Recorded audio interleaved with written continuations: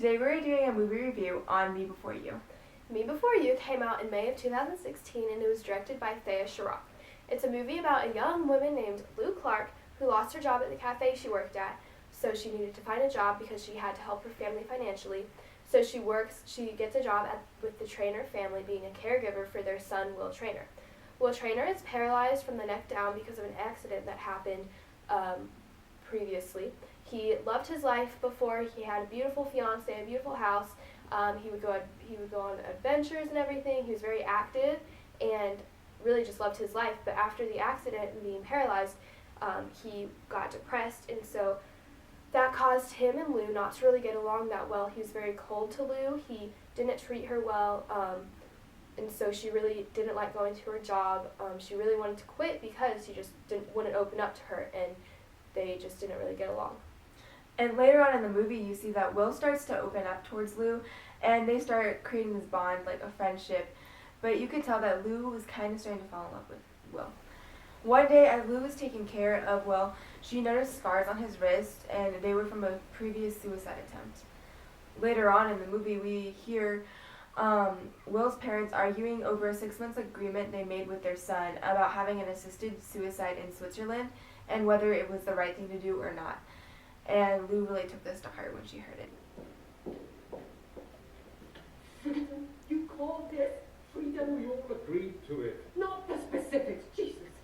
If I hadn't noticed the Swiss postmark. We made an agreement with Will. 6 months. No, I only agreed so that we had 6 months to change his mind. I cannot believe that you are willing to help our son end his life. I'd rather that than risk him trying again, alone. It wasn't a cry for help, Camilla. He meant it. You know that.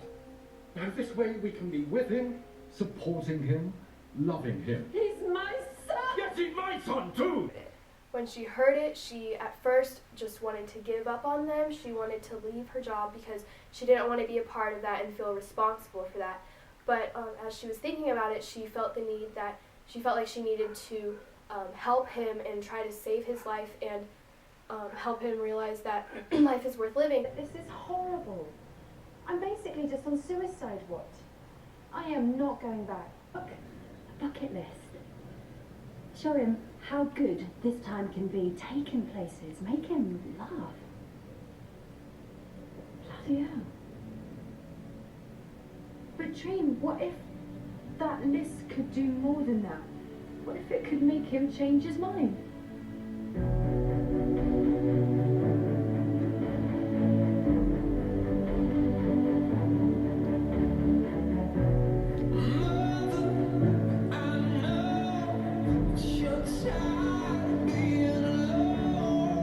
So to do that, she came up with kind of like a bucket list and took him to places like horse races. I'm gonna go and place my bet.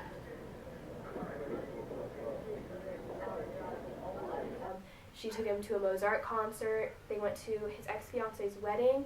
And through all of this, you just tell that they're really getting along. You think they're falling in love. You think that his mind is being changed. But as the movie goes on, you find out that that's not really what's happening. In this movie, there is an atheistic worldview. Before Will's accident, he was very active and he did lots of things in life. He was very successful and he was just enjoying and living the life that he had. And after his accident, he just became very depressed and was deciding that his life wasn't worth living because he couldn't do the things he could before the accident. This is a very atheistic worldview because it denies the transcendent nature of God. And just because you have something biologically wrong with you does not mean that your meaning of life is still there. The meaning of life is through, God gives you the meaning of life. He made you for a purpose, and just because you have something happen to you physically does not change your value and meaning of life. And Will does not see this through anything because he is so focused on material things. Like, I'm not happy because I cannot do this. And so he just didn't believe that there was any greater purpose besides being able to do things that made him happy in life. So in this next clip, it shows the way Will is thinking. It shows him saying to Lou, just explaining everything about how he's not happy with where he is right now and how he wishes he could be back in his old life. I have to tell you something. I know. I know about Switzerland. I have known for months.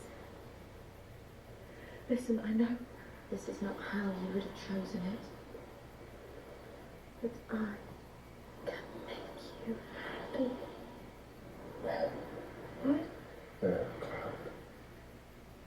I get that this could be a good life, but it's not my life.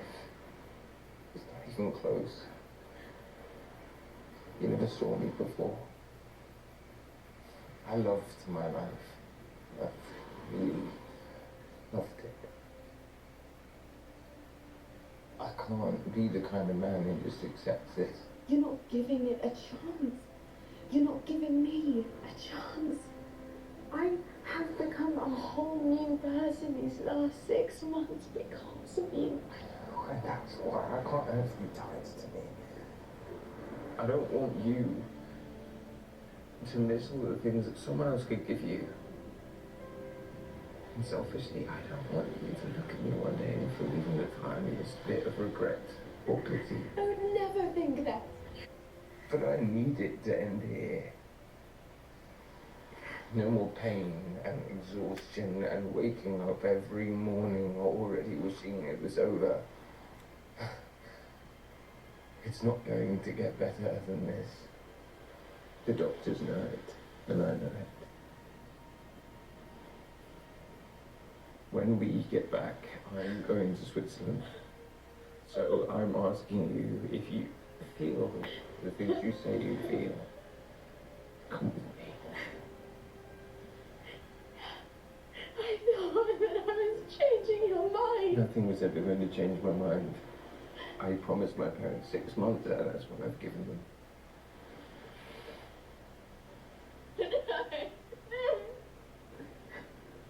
No. Don't say another word. You were so selfish. Nathan, Will's nurse, also has more of an atheistic worldview about Will killing himself because he explains that if it's what Will wants, it's what will happen to him. Will can ultimately choose what happens to his life because it is his life. You know, don't you? Yeah. I've been with him 2 years. His life is hard. He hides his pain when he's with you. But there have been times when I've stayed over and I hear him screaming. In his dreams he's still running or skiing, doing things, you know, and then he wakes up and there's nothing I can say to him. I can't judge what he wants to do. That's his choice. But that was before me.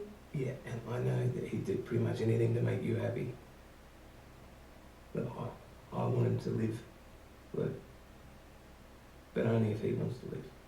Unlike Will and his nurse Nathan, Lou's mother has more of a Christian worldview.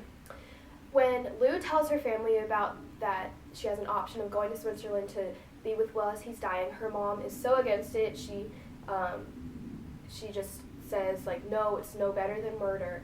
And so you can tell that she's not supportive of it at all, and that she doesn't understand at all why anyone would want to do that. I don't know what else you can do. It's his choice. Some choices you don't get to make. He's not in his right mind. People that are vulnerable should not be given a chance to do something that they're... It's complicated, Mom. It is not. It's simple. Mom. No. You can't be a part of this. It's no better than murder.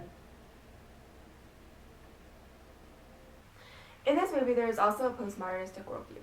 As Lou is talking to her dad's advice ultimately leads her to go be with Will as he dies. But I failed.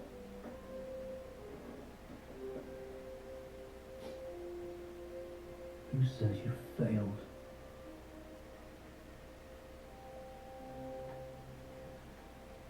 I'm not sure anyone in the world could ever persuade that man once he set his mind to something. You can't change who people are. I mean, what can you do? You love them. No one could have done more than you. You have a heart as big as that castle, and I love you for it. Ultimately, Will's decision to kill himself was very selfish. It not only affected him, but it affected everyone he came in contact with. His mom, when she found out that he had not changed his mind, was devastated, as you can see. And that only shows one person, but everyone he would have known or came in contact with would have been affected. You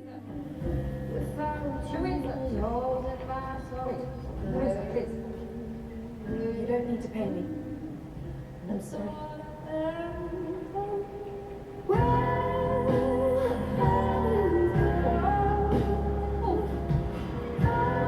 In the end, this movie can be seen in two different ways. One, that assisted suicide is the right thing to do in certain circumstances, and that it only affects the person who is having the suicide.